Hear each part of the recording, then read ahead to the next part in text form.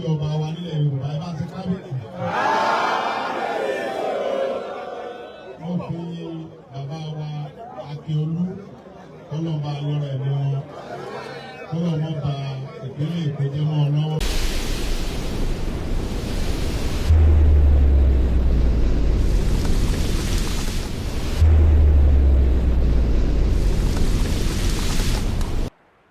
Luke chapter 18 verse 1. Ó sì pa òwe kan fún wọn nítorí èyí pé ó yẹ kí a máa gbàdúrà nígbà gbogbo kí a má sì ṣàárẹ̀.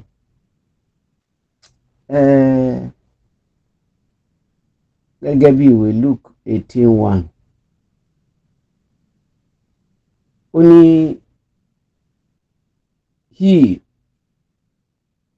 ó mìíní pé Jésù ló ń sọ̀rọ̀. Kò dárúkọ pé Jésù ní ìbá ó ní ó sì pa òwe kan fún wọn. Ó sì ìyẹn ni pé Jésù ni ẹni tí ó ń sọ̀rọ̀ yẹn. Ó pa òwe. Òwe kí ló pa? That he make a parable of what? On what? That men ought always to pray. Pé kókó àkòrí ọ̀rọ̀ ẹ̀ ni pé kí èèyàn máa gbàdúrà nígbà gbogbo láì ṣàárẹ̀.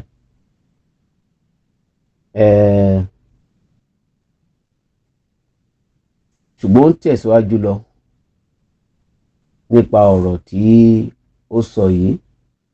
Kì í ṣe pé ibẹ̀ nìkan ló parí ọ̀rọ̀ yẹn sí. Ó ń tẹ̀síwájú. It's continue. It's not mean that Luke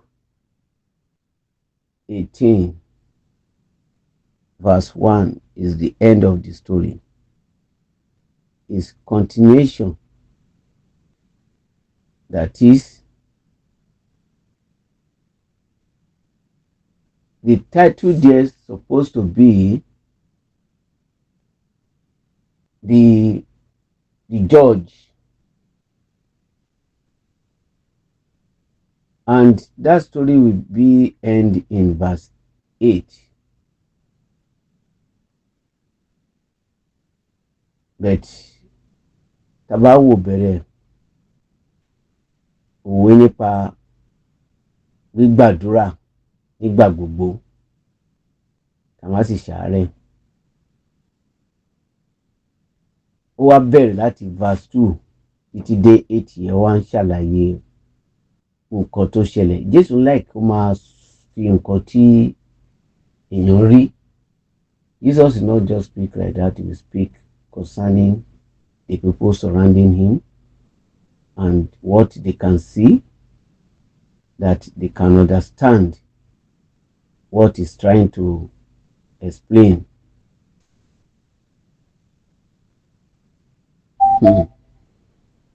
Only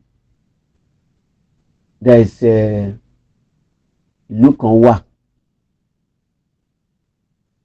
in that country. There is a judge who have no respect or fear God, and he didn't do what we call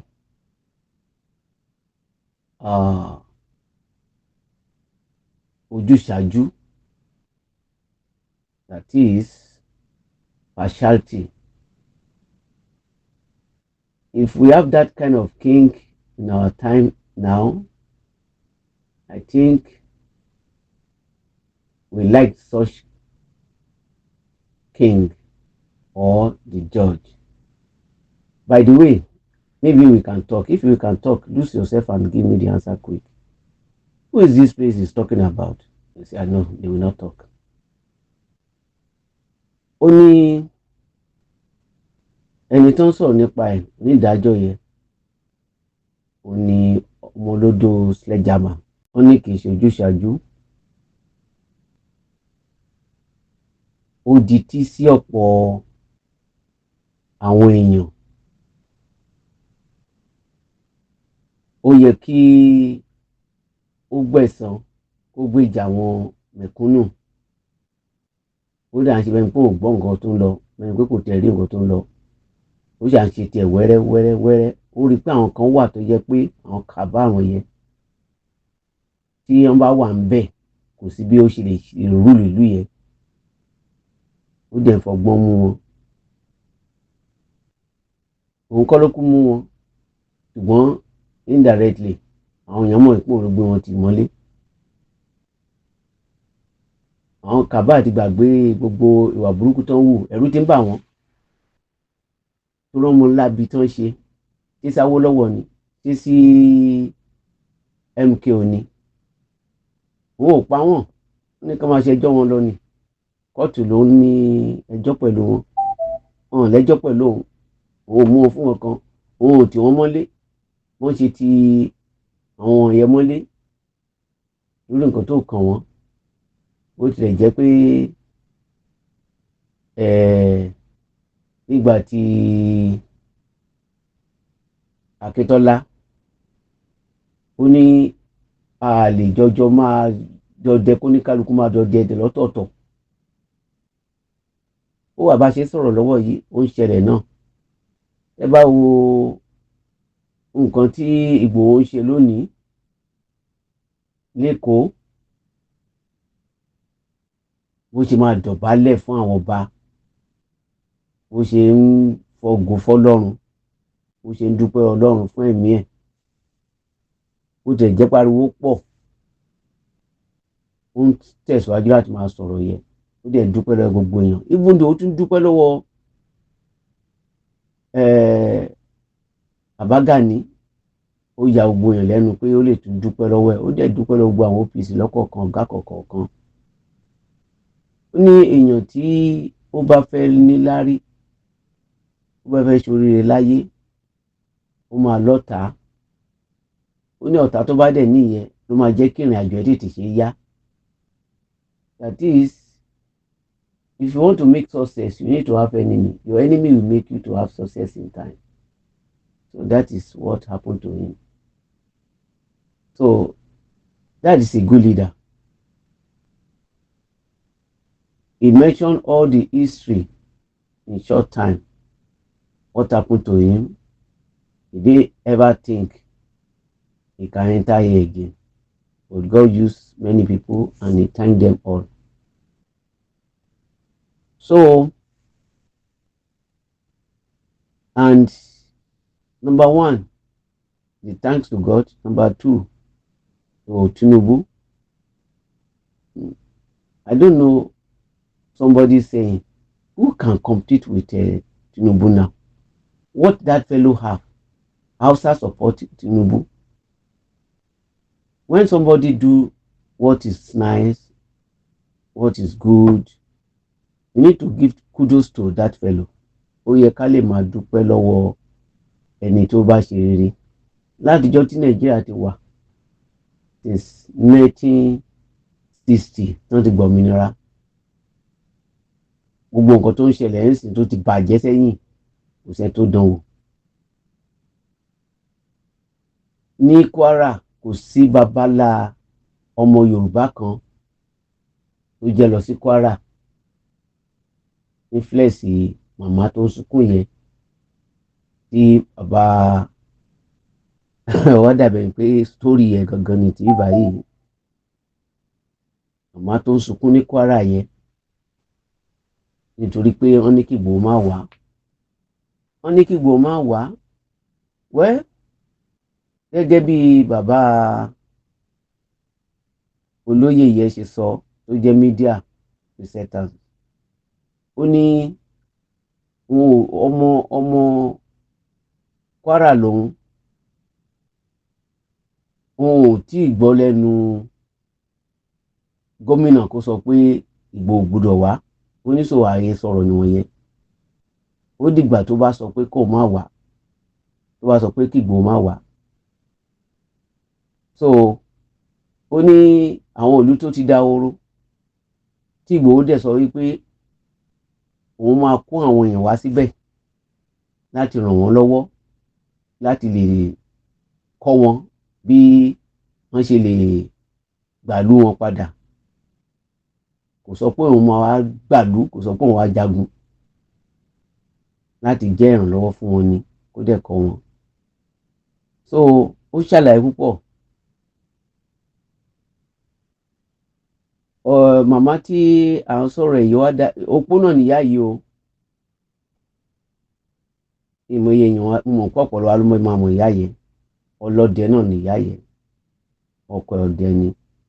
Àbúrò ọkọ ẹ̀ wọ́n pa àwọn àtọkọ ẹ̀ nítorí pé wọ́n fẹ́ ṣọ́ ìlú. Ó wá ní kó gbẹ̀san mi lára ọ̀tá mi.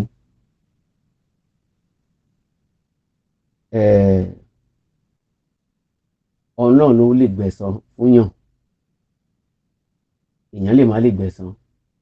Ṣùgbọ́n ọ̀rọ̀ Yorùbá tó ti ṣíìtì báyìí, Ọlọ́run ti ń gba ẹ̀san, Fúlàní ti ń sá kíjokíjo, wọn ò ní ìfọ̀kànbalẹ̀ mọ́, wọ́n ti wà nínú ẹ̀rù nítorí pé onídàájọ́ ó ti tú Ìgbòho sílẹ̀, pé Ìgbòho gba àwọn èèyàn sílẹ̀. So lónìí náà la gbọ́ wípé bàbá Ọlọ́dàjà, ìyọba bàbá Ìbàdàn, ọba Ìbàdàn, ó wà lọ́dọ̀ Tinubu. Wọ́n ti sọ̀rọ̀ lóríṣiríṣi nípa ọ̀rọ̀ ìlú Ẹkùn. So àti onírúurú àwọn ohun tí wọ́n sọ̀rọ̀ lé lórí. Ìyẹn fi hàn wípé Ọlọ́run fi wálẹ̀, ó ń bẹ àwọn Kìrìsìtẹ́nì pé kán ronúpìwàdà.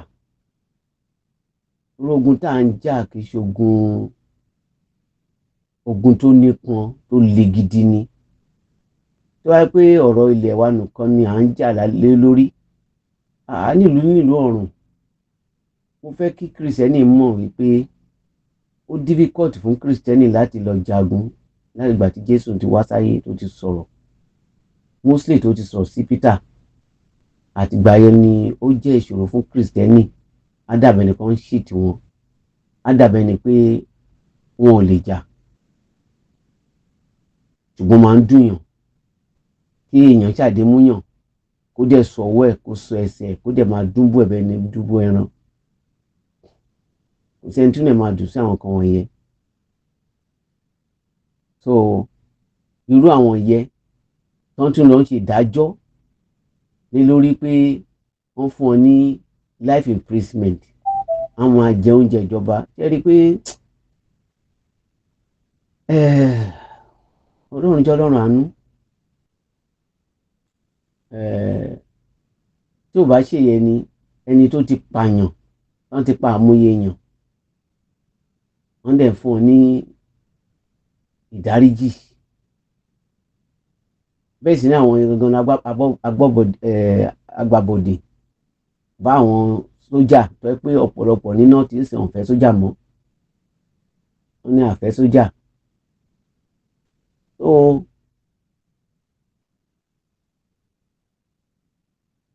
ní ọjọ́ kan ṣáà ní short ká lè gé ọ̀rọ̀ yẹn kúrú.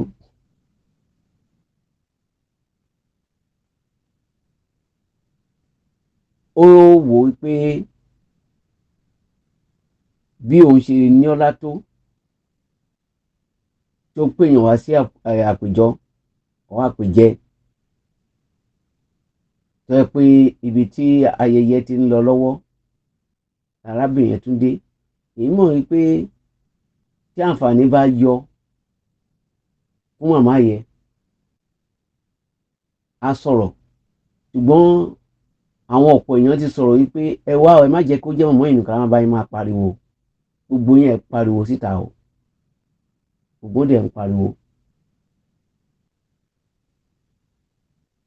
ẹ wo Ìgbòho sìn bó ṣe ń lọ káàkiri yẹ ẹ rí wípé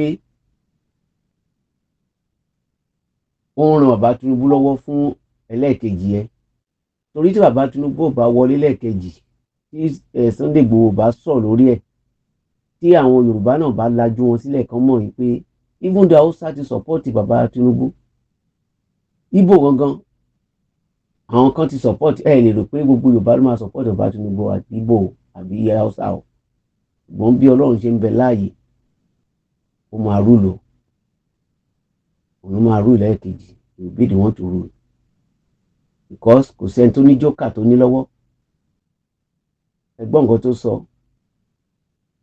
nígbà tí wọ́n fẹ́ ṣe nǹkan tó ń ṣe fún Jonathan tí wọ́n fi insecurity fi da ìjọba ẹ̀rú ó sọ̀rọ̀ àgbà fún wọn ó ní wọ́n máa mọ̀ wípé òun ṣe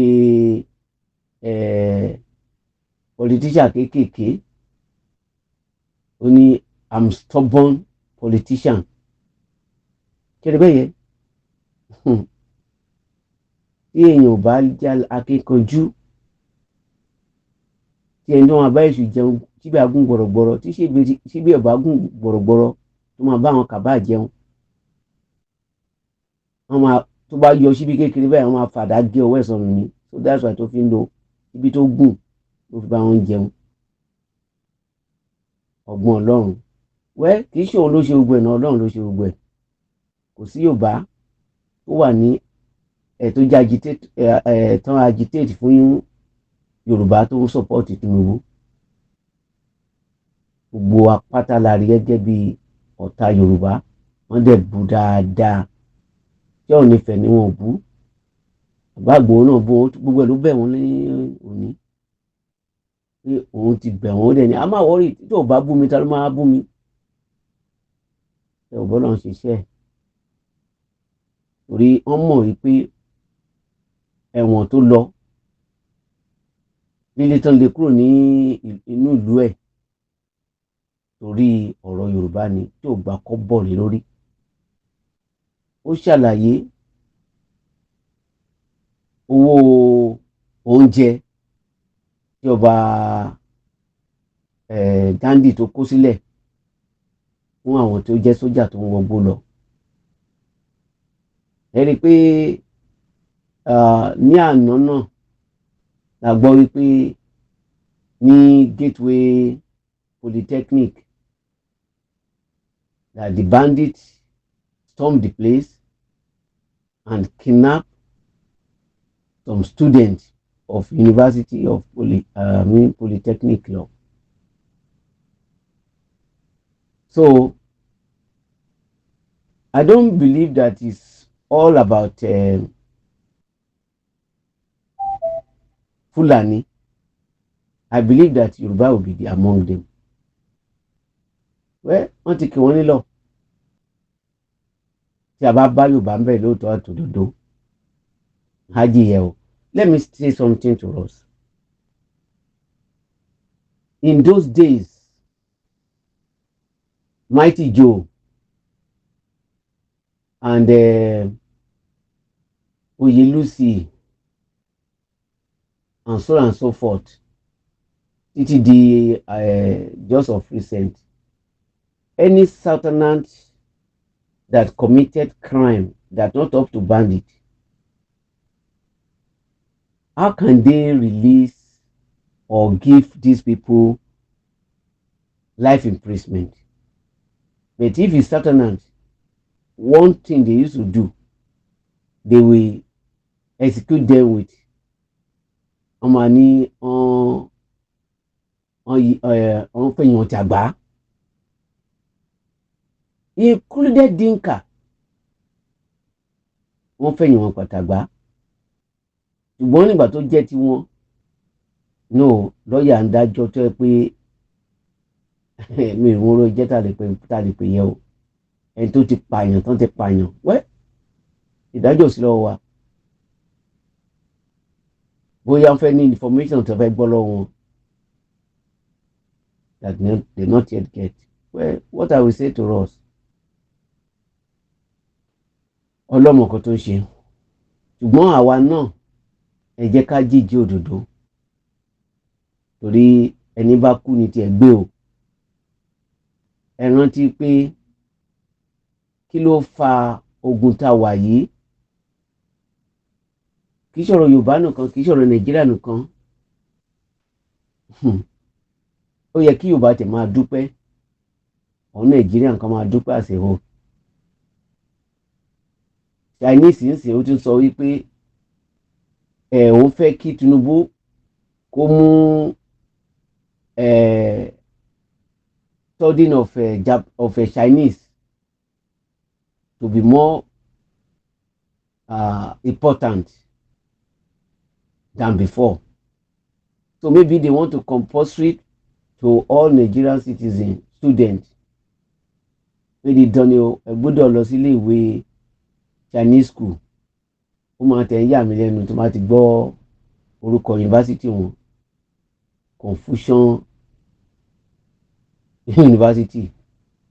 Bá mi rántí sí ni o, bóyá mi rántí sí, tí n bá rántí sí, ó máa ń jẹ́ ìyàlẹ́nu fún mi pé tòótọ́ bó ṣe rí gan-an nìyẹn.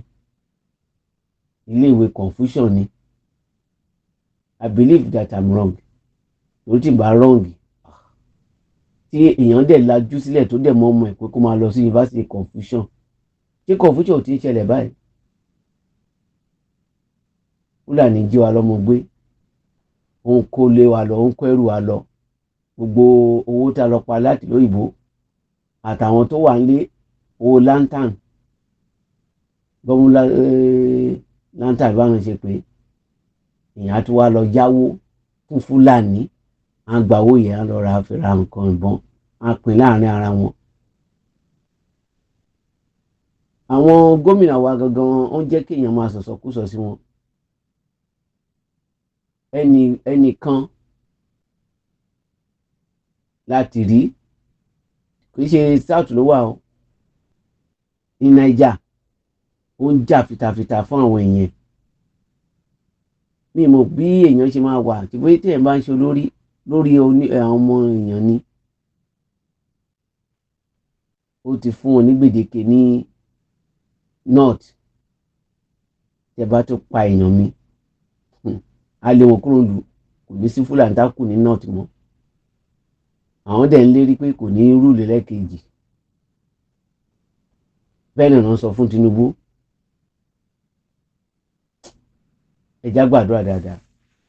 Ìwọ́n mo ti máa ń ṣàlàyé fún àdúrà kọ́ ni kókó bẹ́ẹ̀, àwa ni ká ṣàtúnṣe. Nígbà tí èèyàn wà ní ẹ̀ṣẹ̀ tó ní kó rọ̀ fẹ́ máa pọ̀ sí, kò ṣeé ṣe. Ìyá ẹ ó wẹ̀ ẹ́, ó wọṣọ fífún àlàfo sí ẹ lọ́rùn. Ó wá ní pé ó ṣe lè kó sínú gọ́tà yẹn, á fẹ́ kó tutù ẹ̀wẹ̀. Ó bá wọ̀ ẹ̀ tán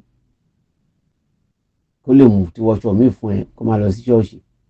Ó wá gbéra, onímọ̀mọ́ níbi tí màá dúró sí ní tèmi ni ó nínú ẹ̀rọ̀fọ̀ yìí. Kí la fẹ́ kọ́ lọ́run ṣe fún wa ń sìn nígbà tá a ní àkísà lẹ́gbẹ̀ẹ́ ló wù wá? Àwa là ń fọwọ́ aago sẹ́yìn. Gbogbo nǹkan tá à ń sọ yìí, ogun tó ṣe jà ní tó sì ṣe iṣẹ́. Tí Ìgbòho bá ń ṣe tiẹ̀, káwa kìrìsìtẹ́nì máa ṣe tiwa, ká máa ṣàtúnṣe, ká yí ayé padà. Wọ́n ti mọ̀ wá sí onírere, káwa náà wá yí wọn padà pẹ̀lú ìrere yẹn. Ká ṣe nǹkan tí Bíbélì sọ. Ohun tó ti bàjẹ́ láti 1700 ká dẹ̀ correct ẹ̀. Káyé dẹ̀ mọ̀ wípé bẹ́ẹ̀ náà ni. Tí Yorùbá bá ṣe nǹkan yẹn, rí pé Ìgbò máa ṣe tiẹ̀, gbogbo Haúsá máa ṣe tiẹ̀. Ṣùgbọ́n kò rọrùn, kò sẹ́ni tó máa gbà á, ṣùgbọ́n ó ti jẹ́ dídán. Tá a bá gba ẹ̀kọ́ Ọlọ́run, a rí pé á rọ̀ wá lọ́rùn. So a rí pé ọba yẹn nítorí ọ̀pọ̀ tí èèyàn tó yóò ń ká, ó gba ìdájọ́ aláìní baba, aláìlọ́kọ, ó gbàrò o.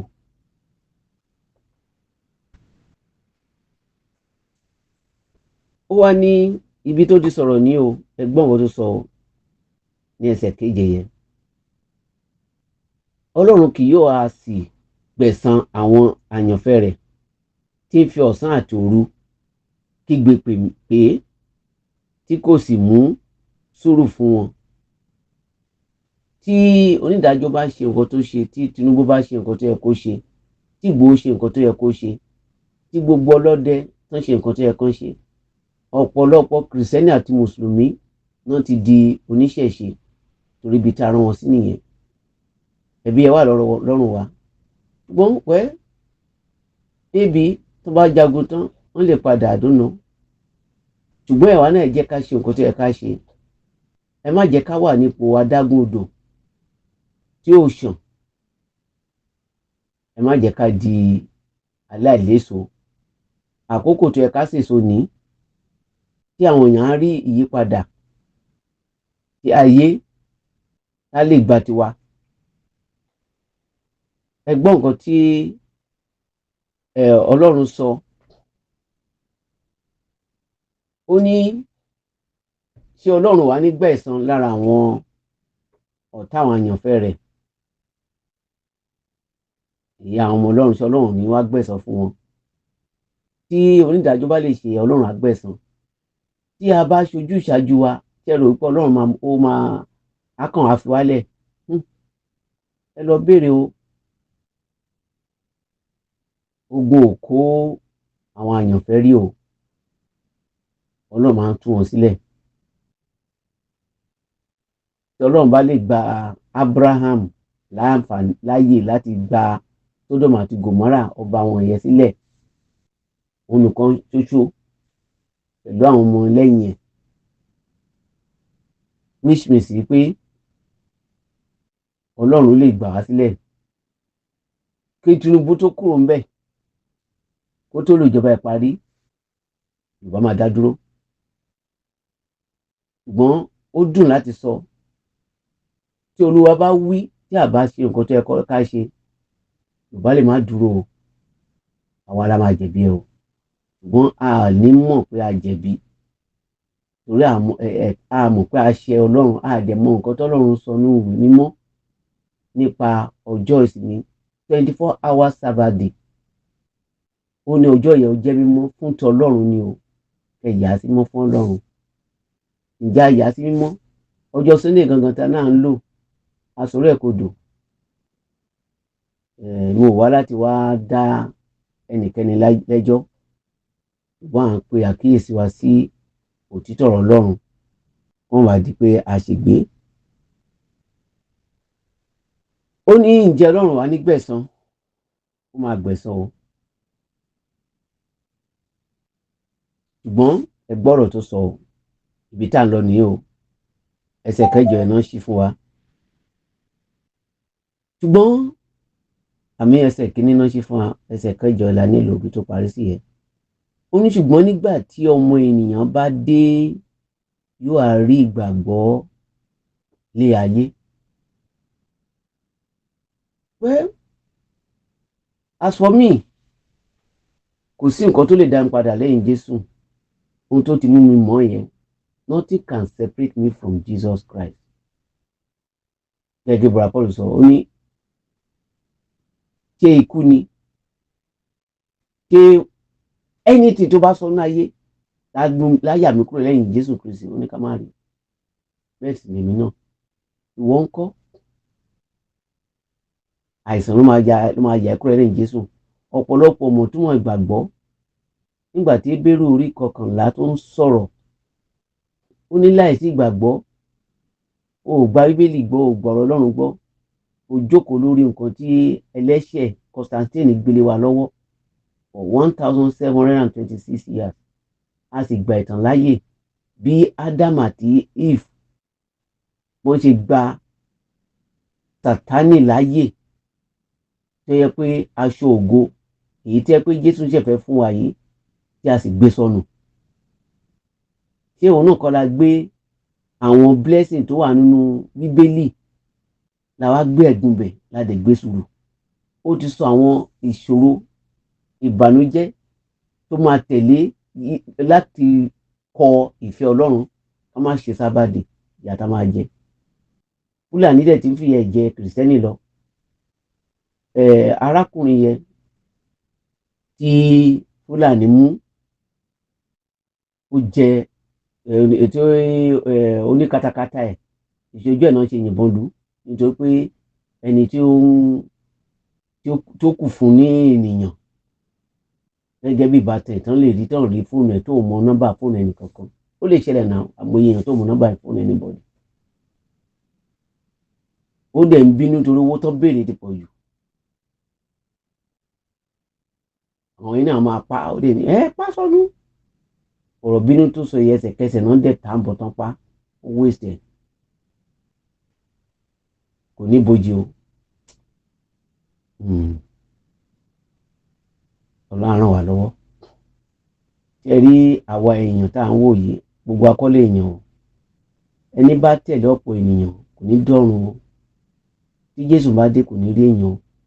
Àwọn ohun tí ẹ̀ ń rínú gbó, àwọn ẹ lọ gbọ́rọ̀ àwọn ọlọ́dẹ tó ń sọ rírí wọn, wọ́n máa sọ fún yín pé àwọn ohun wọ̀nyẹn Fúlàní ni wọ́n, àtàkẹ̀tẹ̀ tó máa ń dé bí Fúlàní ẹni tí máa ń dress. Ó ti máa ń sọ fún wa o. Nǹkan tí ẹ̀mí Ọlọ́run sọ, òun sọ fún wa. Wọ́n á ń gbọ́ bí àwọn ọlọ́dẹ ṣe ń sọ̀rọ̀ nísinsìnyí lákòókò yìí pé àwọn ń rí ìwìn bíi Fúlàní. Ṣé èèyàn máa ṣe Fúlàní mọ̀ bí? A ní pé gbogbo ọkọ lọmọ Ọlọ́run, a dẹ̀ ní pé gbogbo ọlọmọ Sátánì. Àwọn èèyàn tó ń kú láàrin ìgboro wa, níbo náà ń lọ? Èmi ti rí ìgbà tí brọ́dà yẹn kú, a wà ní retreat, ó gba abọ́ 6 oúnjẹ, àwọn kan ò dẹ̀ róúnjẹ. Ó wá délé, ó lọ ń bá bàbá tó gba obì wọn, ó lọ ń bá ń jà pé ò lè gbọ́ bí bàbá mi. Torí obì ẹyọ kan wọ́n pa fún wọn. Ẹni tó pa bàbá ẹ̀ ó tún pa ẹ́. Torí ẹ̀ kò lè lọ sọ́run. Torí kò títa kókó ẹ̀, ó bẹ̀rẹ̀ sí rìn káàkiri, a máa disturb, a máa pariwo, a máa lu window. Ayé pé méjì o. Ìgbà tí mo lọ ṣiṣẹ́ ní Bídà yẹn ní Niger, ẹ máa rí àwọn òkú, á kì adìyẹ mọ́lẹ̀, á kì ewúrẹ́ mọ́lẹ̀, á mú àgbàdo, á bẹ, á máa harvest oúnjẹ torí pé tòsí ìbẹ̀rẹ̀gáàjì wọn ni àwọn ló ń jẹ oúnjẹ bẹ̀. Mo sọ kíní kan fún wa, àwọn òkú tó ti kú wọ̀nyẹn, ọ̀pọ̀ wọn wà nínú igbó. Ọ̀pọ̀ àwọn ìyá wa, àwọn bàbá wa, wọ́n bá kú tán, inú igbó náà ń lọ. Àwọn ìyá tó máa bá Fúlàní ṣiṣẹ́. Ẹ wo, ẹ̀yin ò tí ì rókù tó ọ̀pọ̀lọpọ̀ ló jẹ́ pé òkú ló máa bá ránṣọ. Jẹ́ pé télọ̀ ni wọ́n. Ní ìlà fẹ́ sọ, ṣé tí àwọn tí ó dáko lọ rọrùn nígbà tó ń tí ì sí katakata, àwọn olóyìnṣẹ́ náà kó, ó ní àdó tó máa lò. Bá ti lo àdó yẹ, àwọn òkú máa dìde, wọ́n bẹ̀rẹ̀ sí bá ṣiṣẹ́ lọ ni. Ẹ kàn rí pé kojú tó mọ́ ti kọlẹ̀ lọ, wọ́n ti gbàgbàdo lọ. Ìmí àdéhùn inú wọn. Mo ti sọ tìyá kan rí. Ṣọ́ọ̀ṣì wa ni, mẹ́mbà wa ni.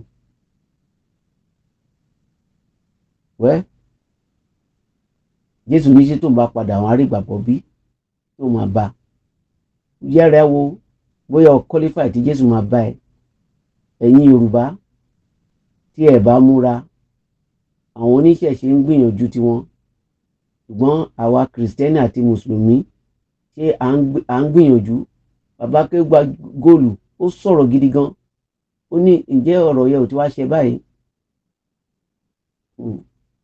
Bàbá Marcus, Prophet Marcus, ó ní tí o bá mọ̀ wípé o lágbára, gbé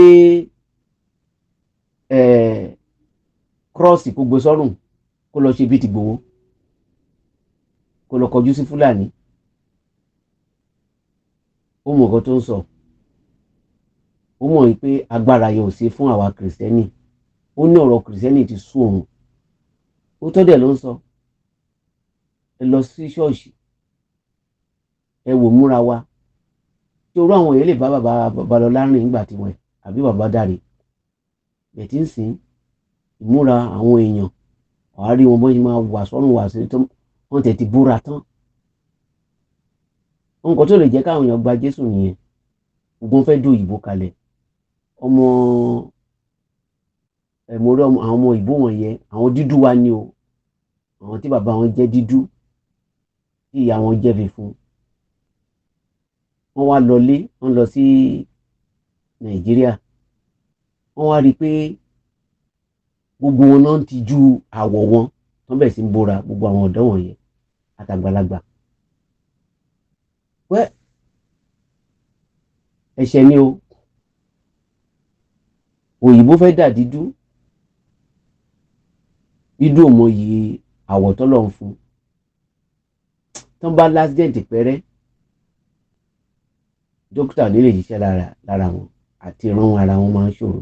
Fẹ́mi wàá lè sọ nísìnyí bóyá ó ti wà yìí sì fún wọn orí sáyẹ́ǹsì ó ti gbáyé ẹ̀tàn Sátánì, Jésù ti sọ fún àbá àgbàgbọ́ bí. Èmi kan ṣàlàyé díẹ̀díẹ̀ fún wa àwọn ìwà mímọ́, àwọn nǹkan tá a kà sí kò lè jẹ́ ká dọ̀run. Ẹ jẹ́ ká lọ gbàdúrà. Ẹ jẹ́ ká bọ́ lọ́run sọ̀rọ̀. Ó má di wípé lójijì ni ìpè máa dún. Àdúrà tá ń gbà ni pé kí Tinubu kó jẹ́ ìkẹyìn tó máa jẹ́ president Nàìjíríà. Ohun tí à ń béèrè tó ń wá yẹn tí a bá ṣojú ṣe wà, ó ṣe ká máa kó jà wà ló máa jẹ́ ẹni tó máa dá àwọn ohun tọ́lọ́run fẹ́ ṣe tá a dá dúró. Àwa dẹ̀ ni a máa dá dúró. Àwọn Fúlàní ní gbogbo ibi tó bá wà nílẹ̀ Yorùbá tó ń sọ Yorùbá lẹ́nu, wọ́n ti ń prepare sílẹ̀ fún nǹkan tó máa ṣe fún wa. Tí a bá dákẹ́, tara wa máa bá a dákẹ́ o. Ó ń bọ̀ o. Ọ̀rọ̀ àwọn láńdẹ́ẹ̀dẹ̀ kọ́ ilé yìí o. A ti wà ní ogun o. A ní láti jí kí ìyẹ̀wà kó dẹ̀ ṣe.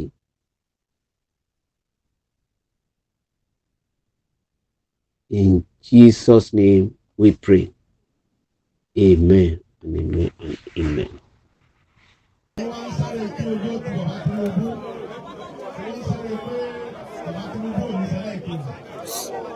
Go back, go that side. Hello, go that side. Go back here, go on.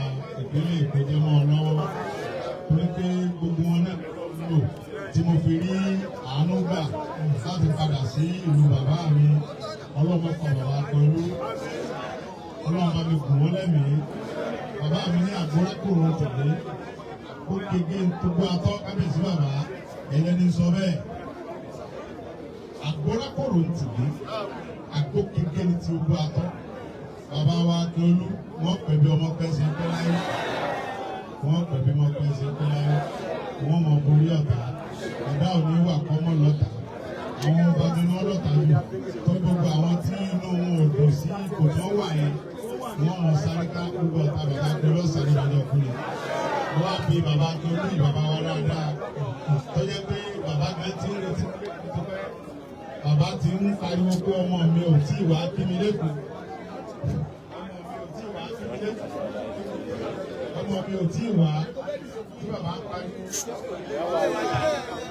ń pariwo pé ọmọ mi ò tí ì wá kí mi ọlọ́run bá tó ní mí yóò jẹ́ kẹ́mi bàbá kan lógún ẹ̀rọ wọ́n á fi bàbá kan lú ìmọ̀ fi kí gbogbo ọba tí ń bẹ ní ìpínlẹ̀ Èkó pátápátá ọlọ́run nípa eré bàbá lẹ́yìn náà mo kí bàbá mi Bàrígà bàbá dáadáa àti ẹni tí inú rẹ̀ dùn àti ẹni tí inú rẹ̀ dùn bàbá gbogbo ní bàbá mi àwọn ní bàbá mi.